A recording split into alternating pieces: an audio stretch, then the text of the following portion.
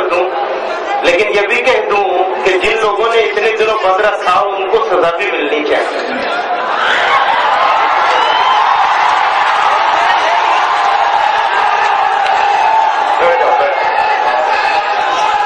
दूसरी बात, ये दिल के जज्बात हैं आजाद साहब, ये दिल के जज्बात हैं। चीफ मिनिस्टर साहब यहाँ आए, लोग खुश हैं।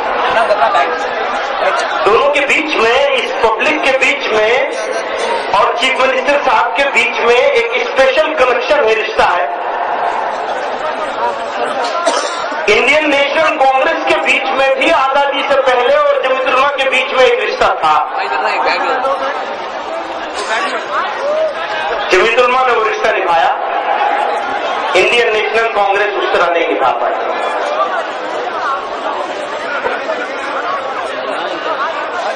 आज आप यहां तशरीफ रखते हैं, हम लोग रिजर्वेशन की बात कर रहे हैं नेशनल लेवल पर। यकीनन आंध्र प्रदेश ने, और उसमें आपका हिस्सेदारी है, आजाद साहब की हिस्सेदारी है। उस जमाने में भी ये आंध्र प्रदेश के इंचार्ज होते थे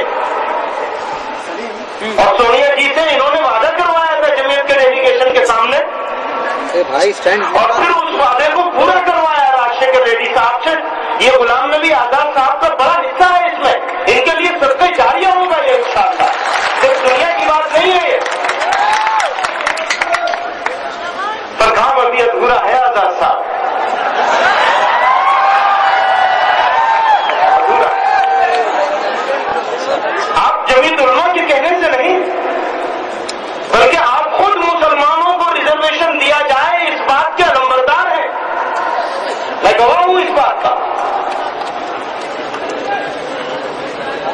बहुत पहले आपने इस मसले को उठाया था और अलग अलग फोरम में बार बार उठाते रहे, कैबिनेट में उठाया आपने, पर बड़े अफसोस के साथ कहना पड़ रहा है कि दिल्ली में इस मौके पर जिस तरह दिया गया है वो बड़ी जल्दबाजी, बड़ा नामुनासिब।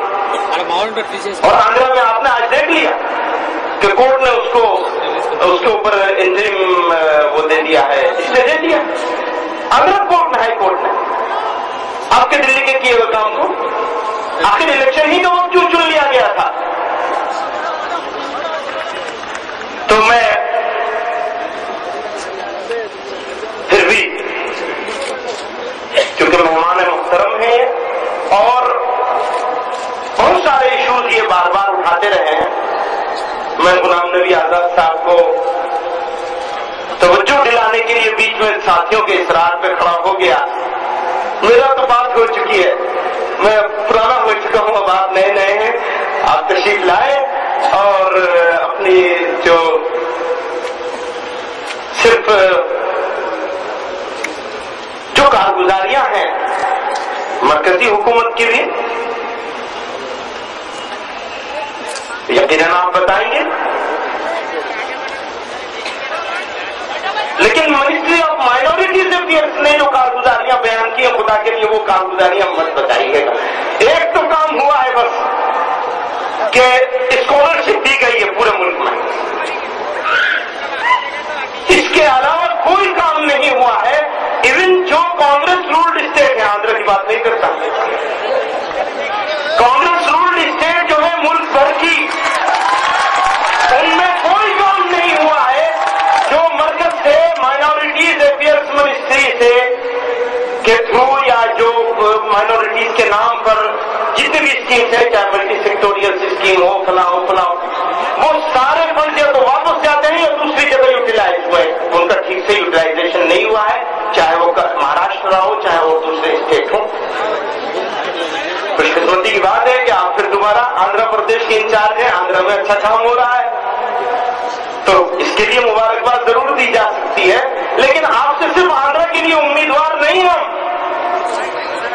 आंध्र की बात आपसे नहीं करेंगे, आपसे बात करेंगे तो उसकी करेंगे जो पूरे मुल्क की बात हो, ताकि पूरे मुल्क के लोग तरक्की में आ सकें, आगे बढ़ सकें और हमारे इस जमात के एहसासात को यूपीए गवर्नमेंट और इंडियन नेशनल कांग्रेस तक ठीक तरीके से कन्वे कर सके।